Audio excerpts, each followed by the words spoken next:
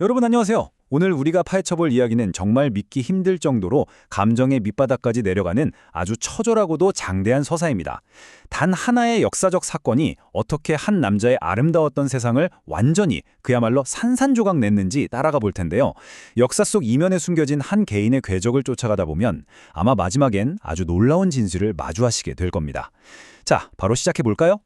이야기를 본격적으로 시작하기 전에 우리 스스로에게 이런 심오한 질문을 하나 던져봐야 합니다. 세상을 구원할 구세주의 탄생이 어떻게 한 평범한 남자의 삶을 철저하게 파괴할 수 있었을까요? 오늘 우리가 만날 주인공 엘르아살의 삶이 딱 그랬거든요. 메시아의 등장과 함께 참 아이러니하게도 그의 삶에서 가장 빛나던 기쁨은 완전히 그리고 아주 잔인하게 박살나버리고 말았죠. 이 모든 이야기의 감정적인 출발점은 아주 단순하고도 아름다운 맹세에서 시작됩니다. 라헬, 내가 당신을 평생 지켜주겠다고 약속할게요. 엘로아살이 사랑하는 아내 라헬에게 한 이 굳은 다짐말이죠. 눈물 흘리는 일 없이 평생 그녀를 지켜주겠노라 약속했던, 아침에 눈을 뜨고 함께 밥을 먹고 잠자리에 들 때마다 사랑을 속삭이던, 하루하루를 살아가는 원동력이 서로였던 정말 따뜻하고 평범한 부부였습니다. 그런데 이 부부에게는 5년이라는 아주 길고 고통스러운, 하지만 너무나도 간절한 기다림의 시간이 있었습니다. 그리고 그 5년 끝에 마침내 사랑하는 아들을 품에 안게 되죠. 매일 밤 아이를 허락해달라고 기도했던 이들에게 이 새 생명의 탄생은 그동안의 고단함이나 삶의 피로를 한 번에 싹 씻어낼 만큼 정말 말로 다할 수 없는 깊은 환희 그 자체였습니다. 그래서 부부는 아이의 이름을 하나님이 세우신다라는 아주 숭고한 뜻을 담아 여고냐라고 지었습니다. 상상해보세요. 어느 날 이 어린 여고냐가 처음으로 그 어눌한 발음으로 아빠라고 불렀을 때 엘르아살은 정말 세상을 다 가진 것 같았을 겁니다. 하지만 이 행복은 너무나도 짧았습니다. 자신의 왕위를 잃을까봐 광기에 휩싸인 헤롯 왕이 이른바 유대인의 왕을 제거하겠다며 베들레헴 일대의 2살 이하 사내 아이들을 모조리 학살하라는 정말 끔찍한 명령을 내렸거든요. 이때부터 비극은 걷잡을 수 없이 마치 눈덩이처럼 굴러가며 연쇄적으로 터집니다. 예루살렘에 잠시 다녀오는 그 찰나의 순간 엘로아살은 헤롯의 군인들에게 금쪽 같은 아들 여고냐를 빼앗기고 맙니다. 그리고 그 상실감을 도저히 견디지 못한 아내 라헬마저 스스로 목숨을 끊어버리죠. 순식간에 벌어진 일입니다. 결국 엘로아살은 삶의 이유도 하나님을 향한 굳건했던 신앙도 전부 잃어버리게 됩니다. 이제 그에게 남은 건 단 하나뿐이었어요. 내 가족을 죽음으로 내몬 그 잘나신 유대인의 왕을 직접 찾아내 내 손으로 끝장내겠다는 아주 맹렬하고 도끼 품은 복수심뿐이었죠. 엘로아살은 절벽 아래에서 피투성이가 된 채 죽어있는 아내 라헬을 발견합니다. 그녀의 손에는 여고냐가 가장 좋아하던 해진 헝겊 인형이 꼭 쥐어져 있었죠. 평생 지켜주겠다던, 절대 눈물 흘리게 하지 않겠다던 그 약속이 그야말로 산산조각이 난 겁니다. 엘로아살은 엄청난 죄책감과 억울함에 짓눌려 숨조차 쉴 수 없었을 거예요. 그리고 당연하게도 이 모든 끔찍한 비극의 원흉인 태어난 아기 메시아를 뼛속 깊이 저주하고 증오하게 됩니다. 여기서 우리가 주목해야 할 건요, 이 복수를 향한 그의 집념이 얼마나 길고 무섭도록 맹렬했는가 하는 점입니다. 그는 아기가 애굽으로 피난 갔다는 소문 하나만 믿고 연고도 전혀 없는 애굽 땅으로 떠납니다. 거기서 수년 동안 온갖 굳은 일을 전전하며 그 유대인의 왕을 찾아 헤매죠.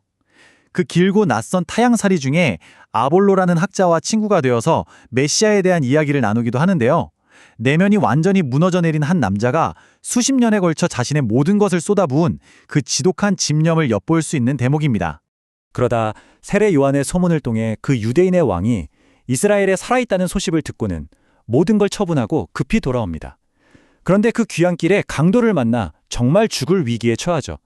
놀랍게도 같은 동족인 제사장이나 레위인은 피투성이가 된 그를 그냥 외면하고 지나가 버립니다. 그런데 아이러니하게도 그가 평소에 그렇게나 짐승 취급하며 혐오했던 사마리아인이 기꺼이 자기 돈을 내며 그를 살려냅니다. 이 충격적인 사건은 엘르아살의 마음속에 큰 질문을 던집니다. 진짜 더러운 피를 가진 자는 과연 누구인가? 증오에 눈이 멀어 살인하러 다는 자신과 아무 조건 없이 자비를 베푼 이방인, 그토록 깊게 뿌리 박혀 있던 그의 편견이 사정없이 흔들리는 결정적인 순간이었죠. 시간이 흐르러 그 유대인의 왕, 그러니까 예수가 눈먼 자를 고치고 5,000명을 먹이고 심지어 죽었던 나사로와 야이로의 딸까지 살려냈다는 엄청난 기적들이 들려오기 시작합니다. 이 소식을 들었을 때 엘르아살의 심정이 어땠을까요? 흥미롭게도요, 그의 분노는 가라앉기는커녕 오히려 극에 달해버립니다. 아니, 남들은 다 저렇게 살려내면서 왜 정작 당신 때문에 대신 죽어간 내 아내와 갓난아이는 그렇게 처참하게 죽도록 내버려 두었냐는 거죠. 그 지독한 원망과 불공평함이 가슴속에서 미친 듯이 폭발해버린 겁니다. 결국 그 걷잡을 수 없는 맹렬한 증오심은 빌라도의 법정에서 최고조에 달합니다. 엘르아살은 광기에 휩싸인 군중들 틈에 섞여서 미친 듯이 목에 핏대를 세우며 소리칩니다. 예수를 십자가에 못 박아라. 평생을 짐승처럼 찾아 헤맸던 원수, 내 가족의 목숨을 앗아간 바로 그 왕을 드디어 자기 자신의 입을 통해 죽음으로 몰아넣게 된 겁니다. 정말이지 소름 돋으면서도 비극적인 복수가 마침내 실현되는 순간이었죠. 자, 그런데 복수를 완성했다고 생각한 바로 그 순간, 골고다 언덕에서 십자가에 매달린 예수를 지켜보던 엘르아살은 말로 다 할 수 없는 기묘하고 압도적인 충격에 휩싸입니다.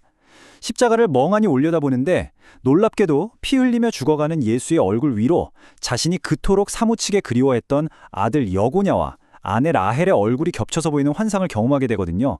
내 인생의 유일한 목표를 잃었다는 통쾌함은 온데간데 없고 알 수 없는 눈물과 헛구역질을 쏟아냅니다. 오직 증오 하나로 억지로 버텨온 그의 내면이 그 자리에서 산산이 부서져 내린 거죠. 곧이어 십자가 주변의 하늘이 태양빛을 완전히 잃고 칠흑 같은 어두움으로 뒤덮입니다. 그리고 그 캄캄한 어둠 속에서 엎드려 울부짖던 엘르아살에게 설명하기 힘든 놀라운 평안이 찾아옵니다. 상처 하나 없이 아주 환하게 웃고 있는 라헬, 그리고 그녀의 품에 안겨 세상 평온하게 잠들어 있는 여고냐의 모습을 보게 된 겁니다. 평생 그를 숨막히게 옥죄어왔던 거대한 죄책감 속에서 처음으로 생생하고 아름다운 위로를 받는 기적 같은 찰나의 순간이었습니다. 예수가 숨을 거둔 뒤 복수라는 허망한 목적마저 끝내버린 엘르아살은 다시 베들레헴으로 돌아가 스스로 생을 마감하려고 했습니다. 그런데 그때 예수가 3일 만에 부활할 것이라는 어이없는 소문을 듣게 됩니다. 말도 안 되는 이야기였지만 예전에 죽은 나사로를 살렸다는 소문을 떠올린 그는 혹시나 하는 신락 같은 마음에 예루살렘에 딱 3일만 더 머물러 보기로 결심하죠. 그리고 바로 이 3일간의 기다림이 끝난 줄 알았던 그의 운명을 완전히 송두리째 뒤바꿔 놓습니다. 며칠 뒤 발길 닿는 대로 터덜터덜 걷던 엠마오로 가는 길 위에서 엘르아살은 낯선 여행자들이 성경의 예언을 풀어 설명하는 대화를 우연히 엿듣게 됩니다. 모세와 예언자들로부터 시작해서 그리스도가 왜 이런 고난을 받고 영광에 들어가야만 하는지 확신에 찬 목소리로 나누는 이야기였죠. 놀랍게도 그 이야기를 듣는 순간 엘르아살의 마음을 수십 년간 짓눌렀던 그 거대한 억울함과 슬픔의 돌덩이가 싹 굴러가 버립니다. 만약 예수가 정말 부활한 진정한 구원자가 맞다면, 그렇다면 자신이 어둠 속에서 보았던 그 환상처럼 내 아내와 아들 역시 영원한 시간 속에서 부활해 행복하게 살아있을 거라는 엄청난 깨달음이 벼락처럼 스친 겁니다. 이 깨달음을 기점으로 엘르아살의 세계는 완벽하게 뒤집힙니다. 십자가 사건 이전만 해도 그는 예수를 내 가족을 앗아간 잔인한 파괴자이자 철천지 원수로만 여겼죠. 하지만 부활을 깨달은 이후 그는 예수를 잃어버린 모든 것을 결국 영원 속에서 되돌려주시는 진정한 왕으로 온전히 받아들이게 됩니다. 피를 부르던 그 살기 어린 증오심이 어떻게 영적인 깨달음과 완전한 해방으로 뒤바뀔 수 있는지 정말 완벽하게 보여주지 않나요? 이 엄청난 경험 이후 엘르아살은 제자들에게 자신의 모든 과거와 비밀을 털어놓고 다시 애굽으로 돌아가 이 놀라운 진리를 전하며 완전히 새로운 삶을 살게 됩니다. 자, 이제 여러분께 깊은 여운을 남길 만한 질문 하나를 던지며 오늘 해설을 마무리해볼까 합니다. 만약 이 이야기 속 진정한 왕이 영원을 쥐고 있고 또 우리의 모든 상실을 온전히 회복시켜 주실 수 있는 분이라면 우리는 이 세상에서 과연 무엇을 진짜 잃어버렸다고 말할 수 있을까요?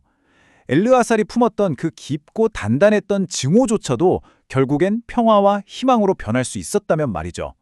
지금 여러분이 삶에서 너무나도 꽉 움켜쥐고 있는 분노나 상처 중 이제는 그만 놓아주어야 할 것은 무엇인가요?